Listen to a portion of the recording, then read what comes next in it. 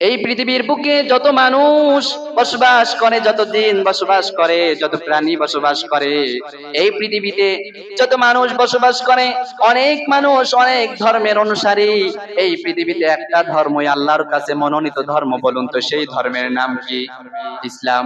আল্লাহ তাআলা বলছেন, ইন্নাদ-দীনা ইনদাল্লাহিল ইসলাম। এই পৃথিবীর বুকে যত প্রকার ধর্ম আছে, কোন ধর্মই আমার কাছে মনোনীত না। আমি আল্লাহ, আমার কাছে মনোনীত ধর্ম হলো একমাত্র ইসলাম। চিৎকার করে বলেন সুবহানাল্লাহ। আল্লাহ পাক রব্বুল আলামিনের কাছে মনোনীত ধর্মের নাম হলো ইসলাম। আমাদের নেতা, বিশ্ব নেতা হযরতে মুহাম্মদুর রাসূলুল্লাহ সাল্লাল্লাহু আলাইহি ওয়াসাল্লাম বলেছেন, কিয়ামতের দিন সর্বপ্রথম নামাজের হিসাব হবে। সুতরাং আপনি আমি যদি নামাজ আদায় না করি, আপনি আমি কি নামাজের হিসাব দিতে পারবো নাকি? দিতে পারবো না। সূরাতুল মুদ্দাসসিরের 40 থেকে 46 নম্বর আয়াতে কারিমার ভিতর আল্লাহ পাক রব্বুল আলামিন বলছেন, বান্দা, যখন মানুষ জাহান্নামের ভিতরে যাবে, তাদেরকে ফেরেশতারা জিজ্ঞাসা করবে, মা সালাকাকুম ফি সাকর, তোমরা কোন কারণে জাহান্নামের ভিতরে আসলে? মানুষ তখন উত্তর দিবে, আমরা 4টি কারণে এই জাহান্নামের ভিতরে এসেছি। চিৎকার করে বলুন তো কয়টি কারণ? আরো জোরে বলেন। 4টি কারণে মানুষ জাহান্নামে যাবে প্রধানত। সেই কারণগুলো কি কি? আল্লাহ তাআলা সূরা মুদ্দাসসিরের 40 থেকে 46 নম্বর আয়াত পর্যন্ত জবাব দিয়ে বলছেন, যারা এই মানুষ জাহান্নামে যাবে প্রধানত 4 কারণে, তার ভিতরে 1 নম্বর কারণ হলো তারা বলবে, ক্বালু লাম নাকু মিনাল মুসাল্লিন। 1 নম্বর উত্তর হবে, আমরা নামাজি ছিলাম। আমরা নামাজি ছিলাম না। যদিও নামাজ আদায় করতাম, দেখা যায় পৃথিবীর বুকে অন্য দেশের কথা বাদই দিই, আমার বাংলাদেশে এমন এমন নেতা আছে, কেউ মাইন্ড করেন না, এমন এমন নেতা আছে যাদেরকে 12টি মাসে সালাম দিলে উত্তর দেয় না, নির্বাচন বাদে অন্য মাসে সালাম দিলে উত্তর দেয় না, খোঁজ খবর নেয় না। এরকম নেতা আছে নাকি নাই?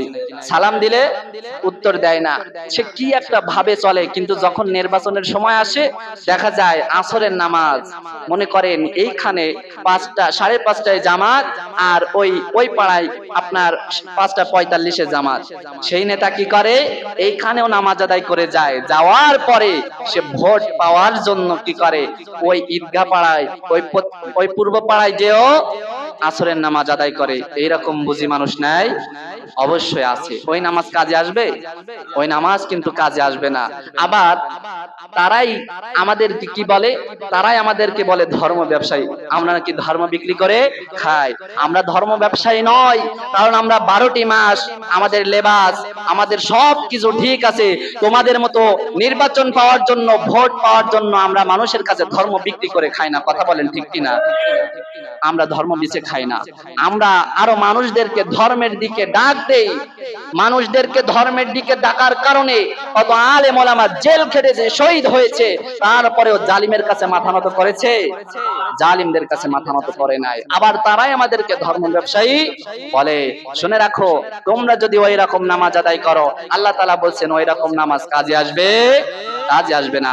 আল্লাহ তাআলা বলছেন, ক্বালু লাম নাকু মিনাল মুসাল্লিন। তাদের 1 নম্বর উত্তর হবে, আমরা নামাজি ছিলাম না। 2 নম্বরে তারা বলবে, ওয়ালাম নাকু নুতঈমুল মিসকিন। পৃথিবীর বুকে থাকাকালীন অবস্থায় এতিম মিসকিন আমাদেরকে সাহায্য সহযোগিতা করতে বলতো, কিন্তু আমরা সাহায্য সহযোগিতা করতাম না। আমাদের অনেক টাকা পয়সা ছিল, আমাদের কাছে তারা সাহায্য চাইতো, কিন্তু আমরা সাহায্য করতাম না। অর্থাৎ বোঝা গেল, জাহান্নামে যারা যাবে তাদের 4টি প্রধানত কারণের ভিতরে প্রধান 2টি কারণ হলো, তারা 1 নম্বর বলবে, আমরা নামাজি ছিলাম, আমরা নামাজি ছিলাম না। ওয়ালাম নাকু নুতঈমুল মিসকিন, আমরা মিসকিনদেরকে খেতে দিতাম না, আমরা এতিম মিসকিনদের সাথে খারাপ ব্যবহার করতাম, দুর্ব্যবহার করতাম। ওয়া কুননা নাখুদু মাআল খায়দিন। এই পৃথিবীর বুকে যত মানুষ ভালো মানুষদের, আলেমদেরকে সমালোচনা করত। দেখুন আয়াতটা কোন জায়গায় কঠিন আয়াত। এরকম এরকম মানুষ আছে, দেখা যায় এইখানে হুজুরের সঙ্গে মিষ্টি মিষ্টি কথা বলে চায়ের দোকানে হুজুরের সমালোচনা করে, এরকম মানুষ আছে নাকি নাই? অবশ্যই আছে।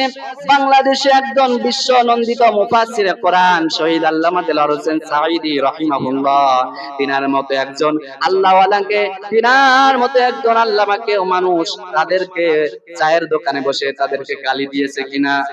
অবশ্যই গালি দিয়েছে। আল্লাহ তাআলা বলছেন নকুন্না নাখুদু মাআল খায়িদিন, যারা আলেম ওলামাদের সমালোচনা করবে তাদেরকে আমি রব্বুল আলামিন জাহান্নামের কীট বানিয়ে রাখবো। বলেন নাউযুবিল্লাহ। 4 নম্বর কারণ হলো আল্লাহ তাআলা বলছেন ওয়া কুন্না নুকাযযিবু বিয়াউমিদ্দিন।